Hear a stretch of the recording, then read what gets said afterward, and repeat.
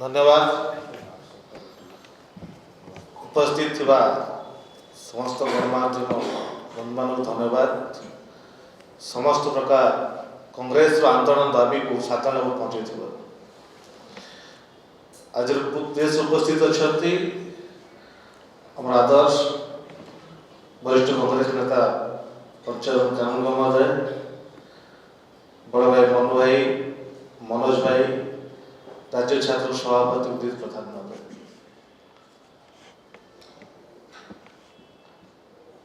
निर्वाचन बैतरणी पार हाँपाई विभिन्न प्रकार मिछ प्रतिश्रुति सरकार को आसले बीजेपी प्रथम मिछ प्रतिश्रुति थिला साधारण लोक को 300 यूनिट बिजुली हमें प्रदान कर किंतु 8 मास ऊर्ध्व सरकार हेलानी 300 यूनिट बिजुली देवार सक्षम हो पारना किंतु केमिति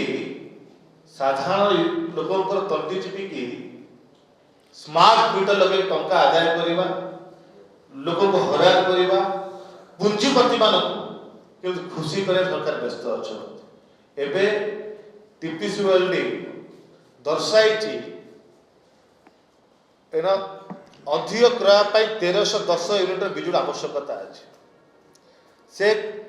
वितरण में 17.17% से क्षति हम एवं जहाँ राजस्व अच्छी लोकंर टंका आदाय करवा जहाँ प्रयासता भितर 142 कोटी टंकार आवश्यकता अच्छी बोली अनुभव करके ओईआरसी को प्रस्ताव देती 12 पैसा बढ़ाया प्रस्ताव देती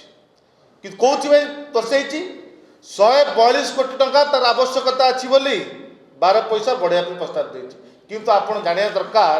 ए विधानसभा रे मंत्री जनईचंती 10 वर्ष भितर 4097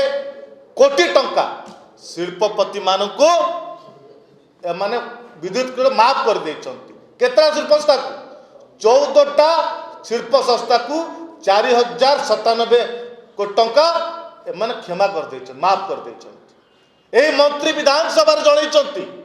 आज भी 23 शिल्प संस्था पाखे 1096 कोटी टंका